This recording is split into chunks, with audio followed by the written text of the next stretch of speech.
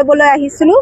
তাৰপিছত ইয়াতে ফুৰিব অহা মানুহ মতা আৰু মাইকী বহি আছিল। তাৰপিছত তেওঁ পাই যাই কিনে মোক মাতিছে আৰু যে বাইদেউ ইয়াতে ছোৱালী দুটা পৰি গ'ল ষ্টুডেণ্ট।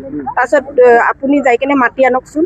তাৰপিছত মই গৈ কিনে দৌৰি গৈ কিনে ফিল্ডৰ পৰা আমাৰ ভাইটিহঁতক মানে চলি পলি যিমান আছে মাতি লৈ আনিছোঁ। ছোৱালীকেইটাতো এনে IT ভিতৰৰ হয়। চাৰিজন আছিল। ছোৱালী এইটোতো আমি গম নাপাওঁ। পিছত উপঙি উঠিছে এজনী বাচিল। বাচিছে দুজনী নহয়, দুজনীৰ পৰাই এজনী বাচিছে। দুজনীয়ে পৰিছিল, দুজনী পাথৰত আছিল। প্ৰায় আহে আহি মানে কথা নুশুনে, মানে মাল খাই কিবা খাই নুশুনে।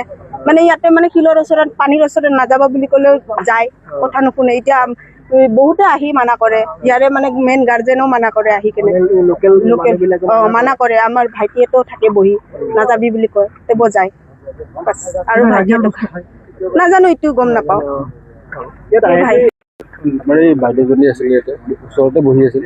তেতিয়া মাতি দিলে, আমাৰ বহুতকেইটা চলি আছিলোঁ, কিন্তু ইয়াতে উপঙি থকাহে দেখা পালোঁ।